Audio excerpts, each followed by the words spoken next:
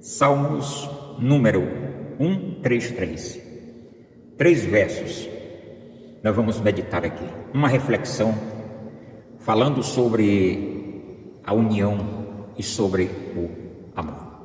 Bom, esse Salmo 133 é o cântico de exaltação à união fraternal. Então, ele celebra o prazer e o poder da harmonia entre o povo de Deus, comparando essa comunhão a 2 imagens fortes do Antigo Testamento: o óleo derramado sobre o sumo sacerdote e o orvalho que fertiliza as montanhas. E nós vamos aqui para esse verso 1. Aqui nós vamos ver o prazer da união, conforme o versículo, quando diz assim: ó, quão bom e quão suave é que os irmãos vivam em união. Então o salmista inicia destacando que a comunhão não é apenas uma necessidade, mas algo intrinsecamente bom e aprazível. Representa a harmonia que traz paz e fortalece a comunidade. E no verso 2, é o símbolo de consagração, que é a unção, falando sobre o óleo. Nós vamos aqui para o verso.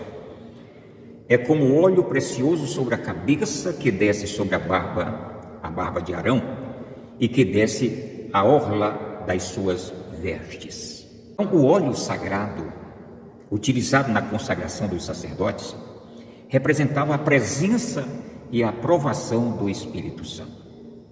Então, o fato do óleo descer da cabeça até a orla das vestes simboliza que a bênção de Deus não fica retida no topo, mas se espalha e abrange todo o corpo, toda a comunidade, de uma forma abundante. E aqui no verso 3, fala sobre o orvalho, que é o símbolo de vida e renovação. Como diz o verso: como orvalho de Hermon, e como que desce sobre os montes de Sião, porque ali o Senhor ordena a bênção e a vida para sempre. Então, o Monte Hermon era conhecido por seu orvalho abundante, que trazia frescor e vida durante os períodos da seca. Espiritualmente, a união é o orvalho que refresca e revitaliza a comunidade. Quando há esse ambiente de amor e unidade, Deus libera, ordena a sua bênção e a vida eterna sobre o seu povo. Então aqui é um resumo do Salmo 133, que na realidade é um cântico, um cântico de exaltação à união fraternal.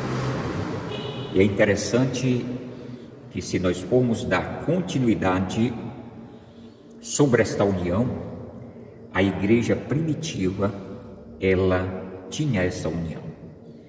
Depois eu estarei fazendo um resumo maior sobre esse amor fraternal. Mas eu quero deixar aqui, para a conclusão, sobre essa união dos primeiros cristãos. Em Atos, no capítulo 2, 42, descreve o estilo de vida da igreja primitiva logo após o Pentecostes. Então o versículo resume os 4 pilares da comunidade cristã recém-nascida. Então o ensino dos apóstolos, a comunhão, partir do pão e as orações, eles demonstravam profunda unidade, dependência de Deus e amor ao próximo. Então o versículo diz: e perseveravam na doutrina dos apóstolos e na comunhão, no partir do pão e nas orações. Então, assim era a igreja primitiva. E nós podemos ver aqui os 4 pilares da igreja primitiva, que representa a doutrina dos apóstolos.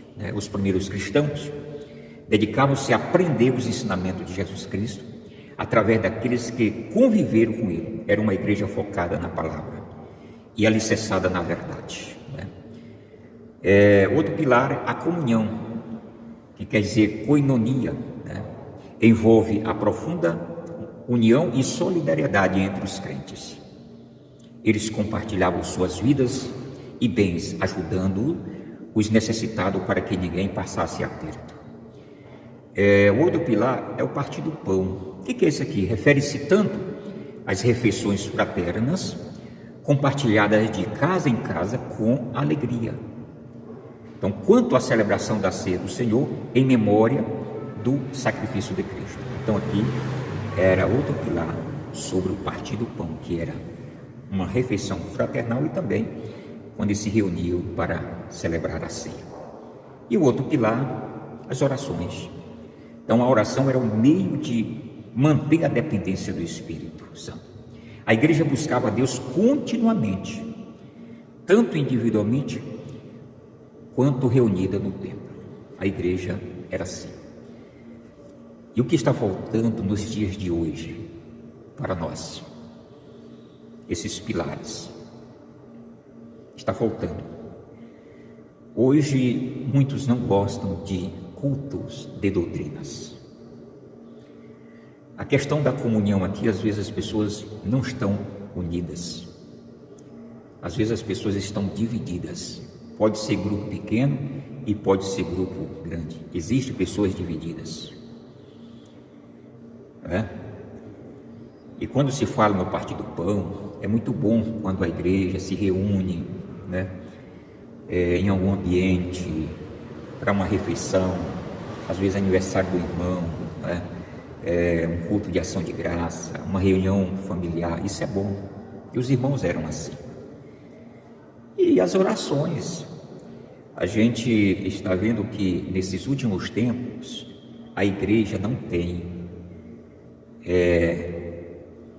como que se diz, a igreja ela não tem mais essa sede de estar orando, porque antigamente, antes da tecnologia, as pessoas parecem que tinham mais tempo. Hoje se divide muito, Às vezes nós queremos ver as mensagens do Zap, queremos ver o Facebook, queremos ver isso, queremos ver aquilo, e muitas vezes nós tiramos o tempo para orar. Então hoje as orações, no modo geral, elas estão, como se diz assim, em carência. Uma minoria ora de verdade, outros não têm tempo. E as orações é que nos dão esse sustento.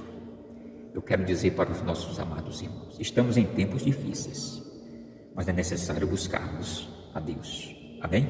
Que Deus abençoe.